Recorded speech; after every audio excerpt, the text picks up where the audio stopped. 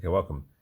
In today's session, I will be talking about some steps that could be applied by women to achieve success in in modern dating. These are not fully applicable to everyone, but perhaps one or two of the ideas might prove to be of value. Now, let me begin by saying that everything has a purpose.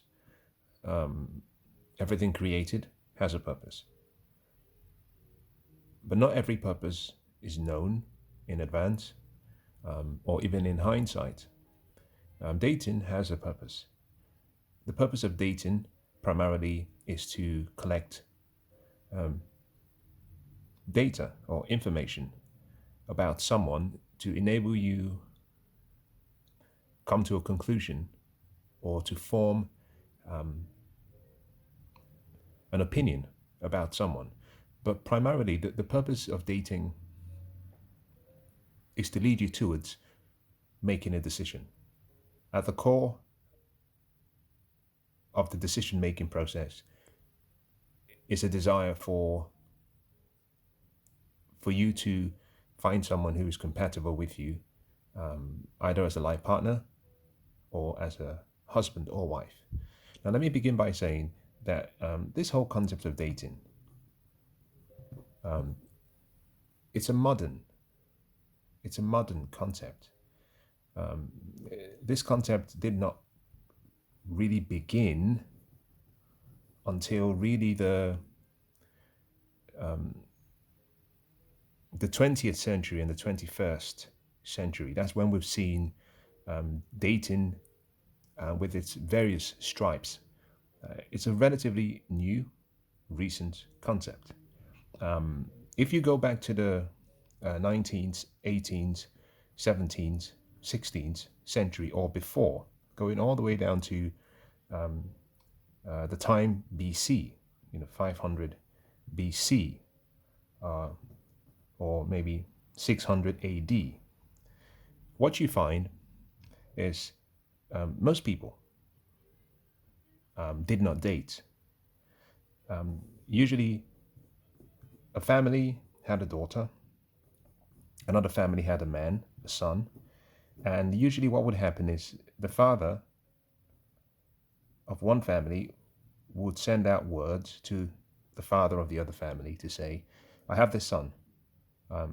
My son is a good man. He's of good character. He's been raised well.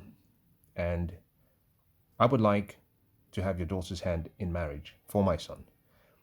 The decision was made by the parents. I know when we look back and we judge recent events, or rather we judge past events using our knowledge today, we think that that is a wrong decision, that the woman and the man should select who they wish to marry. But you have to remember that back in such a time, let me say something else. It's only been in the last 2 centuries that the life expectancy of the average human being has exceeded 40 years. If you go back to the 19th century, the 18th century, the 17th century, the life expectancy was about 35 years. It wasn't until the discovery of several medical advances, vaccines, antibiotics, medical breakthroughs in biology, breakthroughs in genomics, genome sequencing, genome engineering, bioengineering, that we've had the life expectancy of most people in all countries extend to very, very, very, very admirable levels. So today, in the UK, the life expectancy of a man and a woman for women is roughly about 87 years. For men, is roughly about 86, 85 years. So we've doubled the life expectancy in such a short time. But if you go back to the 12th century and the 11th century, what you find is that the average person lived to about 30 years. And therefore, most people got married roughly at about 14 or 15 years. And in principle, At 14 and 15 years, you had very little experience. And so what you needed was guidance. You needed someone who was slightly wiser than you were, to make the decision for you. And that is where parents came in. The whole concept of arranged marriage has been overblown in modern times. Back in the day, it was a wise strategy for ensuring that people married intelligently and they married into good families. So, in many ways, it was less about the daughter and the son and more about the families and the union between families. Now, let me go back to the concept of dating, because the whole dating concept is relatively modern. The whole idea that you can date someone for 2 years or 3 years and then decide to get married is completely new. We as human beings, both men and women, we are not supposed to date for long. It's spiritually, emotionally, and even physically, we are at a disadvantage whenever we date for long. For example, now let me go back to the statement I made about, the early days. Most girls were virgins until they got married. Now, just keep that in mind. Today, if you find a woman who is a virgin before her wedding, it's so unusual. And the pressure for most women to lose their virginity before marriage is so huge. But back in the day, if you were found to have had sex before you were married, in some cultures, you were stoned, because you were bringing dishonor to your family's name. You were stoned. In some locations, you were ostracized. In some locations, you were disowned. It was unheard of. The idea that you would give yourself to a man who is not your husband was unthinkable. Now, again, let's not judge using today's value system at what happened in the past.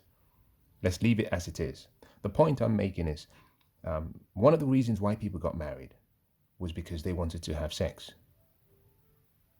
If you wanted to have sex, you had to get married, because there was no one who was going to have sex with you if you didn't marry them. Another reason was because of procreation, that because the life expectancy was 30, there was a need for more hands on the farm, because most of the time, a man would have to have 6 kids in order to have 2 survive. If he had 2 kids, he was guaranteed, this is pre the 18th and the 19th century, he was guaranteed that both of them very likely would die before their 15th or their 16th birthday. So the law of large numbers was something that was practiced. You had 5 kids so that you could hopefully have 2. You had 6 so you could hopefully have 3. You had 8 so you could hopefully have 3 to 4. Because usually, back in the day, we lived in what was called an agrarian stage, where we literally survived based on farming. So you needed a pair of hands. Now, children, by default, are expenses until they get to a certain age. You could call them liabilities, because there's simply an extra pair of mouths to feed. However, parents were happy to have kids because they recognized that they needed an extra pair of hands in the farm, or to produce for the family. The more kids you have, the higher the possible wealth of your family, because you had more hands, and the more men you had, the more hands you had who could work the ground. So the purpose of marriage back then was for sex, or to procreate, to extend the lineage of the family. That was the primary reason. Sex was a secondary reason. The point I'm making with this is that dating is a new concept. Let's fast forward to today. Most people have multiple short-term relationships. And every time they have a union with a new man or a new woman, you're still connected to all of the people that you've actually been with, sexually, emotionally, and spiritually. To the point where between the age of 16 all the way up to, say, 28, a girl has had roughly 12 years. And in that period, she's had between, if we were to grant her 2 partners per year, she's had 24 partners. These are 24 connections that she's had with several multiple men. The consequence of that is that you have emotional, um, like an emotional spaghetti where you're connected with too many people, which is the reason why therapy is such an important part of modern dating. You can't just move from one relationship, which is what we do, to another, to another, to another. Because in principle, what you do is you take your head with you. All of the mistakes, all of the life lessons that you've had to endure. Sometimes the man who gets you at 28 is paying a price for all the mistakes you've made in the past.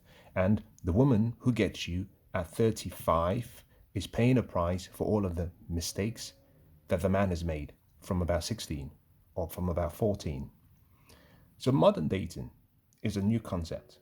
We should not be dating for months and years and years. You give your best self to someone for 2, 3 years, only to find out that it doesn't work.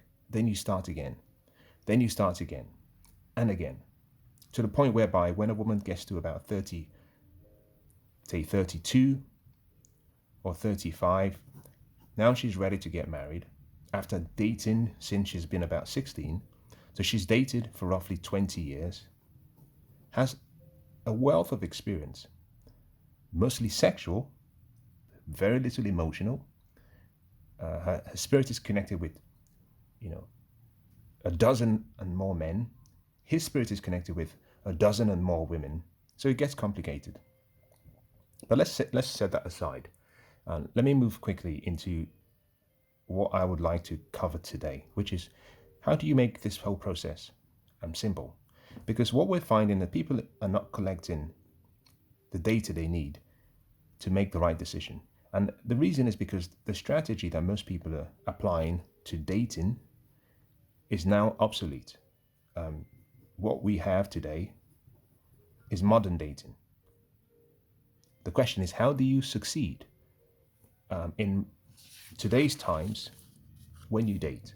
What are some strategies that women can apply to ensure that they have success? Obviously, this recommendation will vary depending on whether you're young or whether you're middle-aged or whether you're older. Again, let me try and see if I can refresh your memory for those who perhaps are not familiar with some of the things that I have covered previously. I made reference to something that I called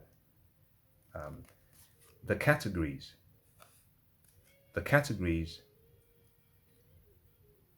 of age, or put differently, the age categorization.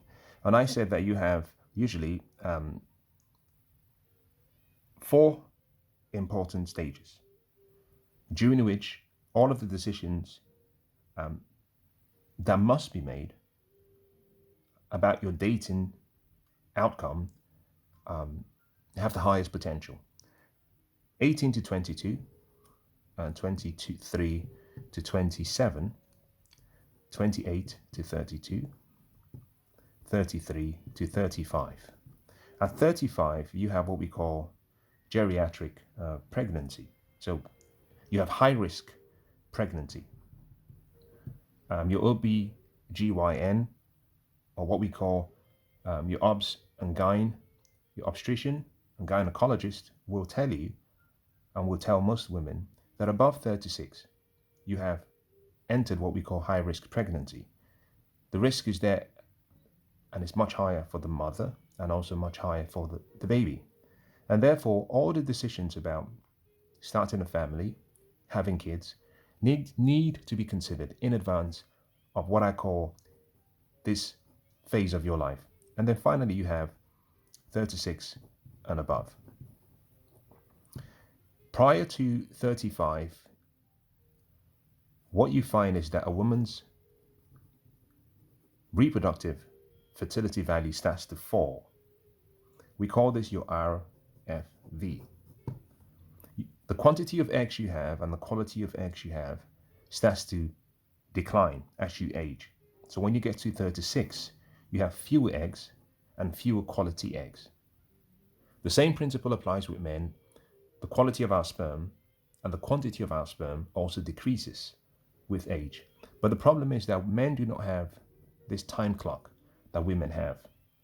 It is a double standard, um, but it's just the way it is. Um, don't wave your fingers at the heavens. Don't complain that there's not equality in fertility outputs between men and women. That is just nature. But what this means is that for most women, the decisions you're looking to make have to be made very urgently, and they have to be made intelligently.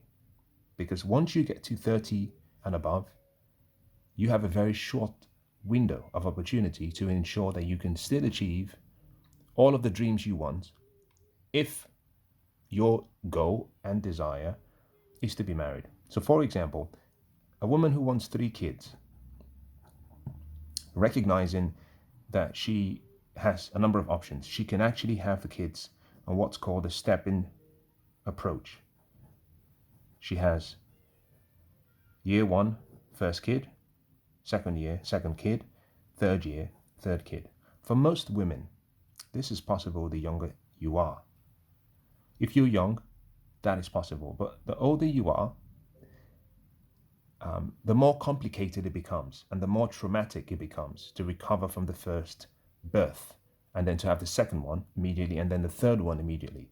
And what tends to happen is you find that some women who have their first on year 1, they take a few months, take year 2 off, have the next kid in what will be the third year, take another time off, which is year 4, and then have the next child in year 5. So what you find is actually a step in, but also you're giving the woman time for her body to recover. Or sometimes there could be complications. So you have 5 years. Now what this means is that in order to avoid any crisis or any issue in terms of high risk, if you start from 35 and you work backwards, it means by 29, she should start her first conception. But in order to start at 29, she needs to be dating. Let's assume it takes 1 year, which is very generous in today's modern times, to decide that she's finally agreed to accept the advance of someone. It means that by 28, she should have made a decision with her partner to say, I've accepted you, I accept your proposal, we'll start in a year's time. What that means is that by 27, she should be in a relationship, and a relationship that is meaningful. What that means is that, ladies, this is a critical period, 27. Now, I mentioned in one of the prior sessions that between 18 and 22 is 5 years. Between 23 and 27 is 5 years. 28 to 32 is 5 years. 33 to 35 is 3 years. In total, you have 18 years. 5 divided by 18 is 28%. 5 divided by 18, 28%. So by 27 years, you've used up 56% of your reproductive fertility value. Put it in a different way, and this is not necessarily statistically the right way to look at it. But if your eggs quantity and quality are reducing, and if your value is decreasing, then in principle it means you've lost already 56% of your value by 27. So although I'm referring to 27 when she starts the process of union with her partner, it is still slightly late if she wants to have 3 kids and if she wants to give herself enough of a window to make sure things go smoothly. If she wants 1 kid, then certainly she can delay. The great thing about having your kids early is that your body can repair and it can recover. Whereas an older woman, and generally women will put on between 10 and 15 kilograms when they have a child. The younger the woman is, the faster she can get rid of this weight.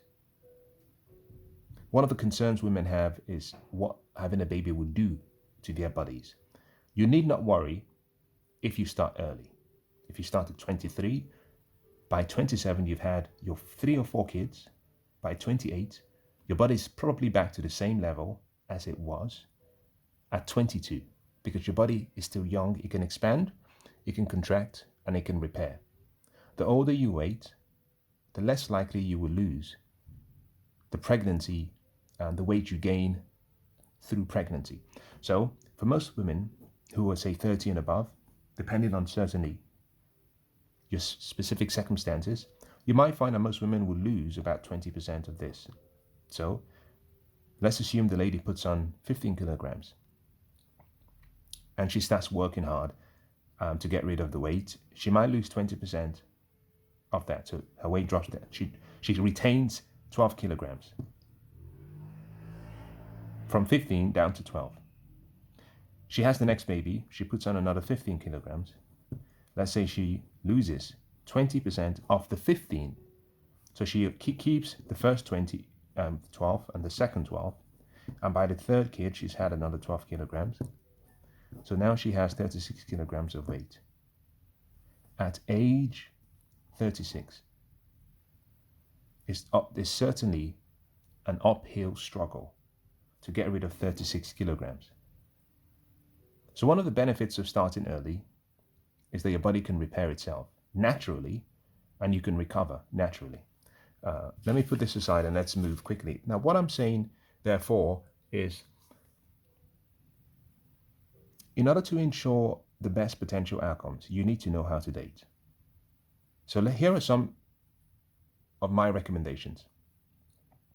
I may not have the time to go into each in detail. However, I think when you think about it generally, I think it would make sense. The first is you have to understand your value and the price you're asking for. You understand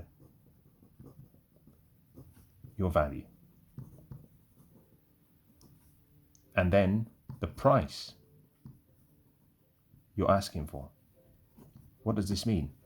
I'm going to use examples so you can understand this. A woman who is 32, say 33, who is 80 kilograms in weight and a dress size 16 in size. In the sexual marketplace value, SMV, let's assume that she has a face that is a 6. Her SMV would be a combination of her face, whether she has a beautiful face, natural beauty, and her body. At 80 kilograms, size 16, she's below average, so she's below 5. But let's say she's a 5 in terms of her body. Her face is a 6. So you would say she's a 5.5 in terms of SMV. Just leave it. We don't have to go into the detail. In terms of RFV, her reproductive fertility value, because she's 33, she only has 2 years before she goes into high-risk pregnancy. I gave a scoring system previously when I said that a woman who is between 18 and 22 will score between a 9 and a 10 in RFV. This would be 7 to 8. This would be 5 to 6. And this would be 3 to 4. Now, if she's 33, then you could say that she is roughly between a 3 and a 4. We give her 3.5. Now, if the man that she is interested in wants to have 2 kids, this score drops. So if he wants 3 kids, this drops because it means she needs 5 years, and that would take her roughly to 38. So the likelihood that he would get what he wants is less. But let's leave it at 3.5. Now, I mentioned in one of the prior sessions that your SMV and your RFV are the most important value systems that men use. at the early stages. The other value systems is what we call your NSMV, your non-sexual marketplace value, and your EIV. But most men of a certain socioeconomic level will not look at your income, your profession, or what you earn. Because after all, the man wants 3 kids, and therefore, if you're going to be having babies for the next 5 years, he will be responsible for all of the family economic responsibilities during that period and beyond. So therefore, your education, your earning makes no contribution. So this is excluded. Your NSMB has to do with your level of femininity, the traditional values you have, your temperament, your mannerisms, etc. The higher you have this, the more attractive you are. But the first thing to understand is your value and the price you're asking for. If you were to look at your RFV and your SMV, 5.5 and 3.5, what that means is that basically if you add both of these and you divide by 2, if you were to assume that the man weighed both your sexual marketplace value and your reproductive fertility value, if he weighed both the same, then what you have is a total score of 9 divided by 2, which is 4.5. So your value is 4.5. Therefore, if you're asking for a man of means, but you're looking for a man, or you've overestimated your value at roughly an 8, it means you're pricing yourself out of the market, because most men will recognize your value and they would say you're overpriced, and therefore I'm getting less value for what I'm paying in cost, which would mean the likelihood of staying single increases. So it's a case of recognizing your value and looking for men that are relatively comparable to what I call your level and who are willing to pay that price so that you can market yourself to those men. So the first is understand your value and the price you're asking for. Number 2, identify your trade-offs, your constraints, your choices, and the consequences of your choices. Now let me explain these very, very quickly. In a world where we have scarce resources, in a world where we have finite resources, there are no solutions. There are only trade-offs. Men are finite resources. Women are finite resources.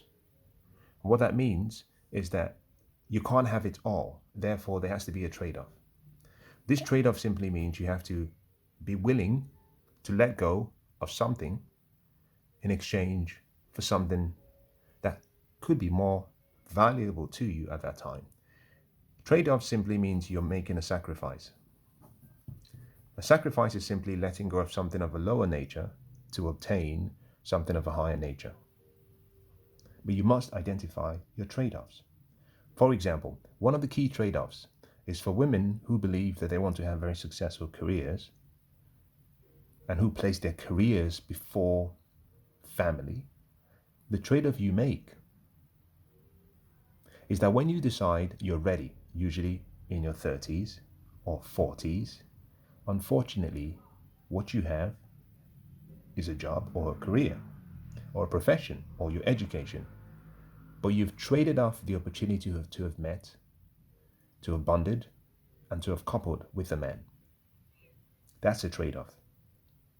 You cannot have it all. Number 2, your constraints. The most important constraint is time. We have equality of time every day. We all get 24 hours. It starts anew every day. So time is a constraint. Ladies, your sexual marketplace value and your reproductive fertility value decreases with time. That clock is from nature. It has nothing to do with me or society It has nothing to do with your environment. It's simply nature. Nature has dealt women that hand. And therefore, that constraint of time, you have to know how to work with time. Secondly, one of the constraints you might have are the available options of men to you. It is a constraint. Such constraints come with preferences that most people might have. Their ideal types of women, what they're looking for in women, and therefore it is a constraint. You have to work with such a constraint. The choices you make then between the age of 18 and 35 all have consequences. The key thing is to understand that every choice you make between 18 and 35 will have a consequence. Sometimes, like a seed, it takes a while between when you sow the seed and when you get a harvest. It takes a while. So every seed has to be put in soil, but the product or the output is not always guaranteed. So there are consequences to decisions that women make. If you choose to have multiple partner, one of those choices could be you want to be free. One of the consequences of that could be that perhaps you are unlucky and you sadly contract a sexually transmitted disease or you get pregnant. In which case, a woman who is, say, 20, who is very attractive, who has a very, very attractive personality, who has obviously a high reproductive fertility value, gets pregnant. At 20, her future is then put on hold because she becomes less appealing to most men, depending on where she is in the world. In certain locations, most men do not want to raise other men's kids. So automatically she eliminates all of the high quality good men that would be attracted to her. Now, that is not to suggest that she cannot find a good man. It just means that the pool of men reduces. That is the consequences of a choice she made. Now, number 3 is to be realistic. Be realistic about your expectations,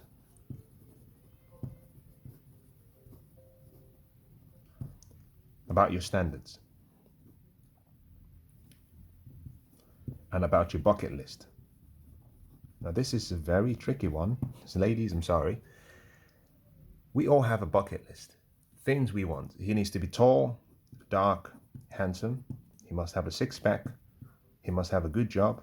He must be from a stable family. He must have studied in the following universities. He must be from a family of means. He must be funny. He must be charismatic. He must be inspirational. He must be faithful. He must have a lot of good friends. He must know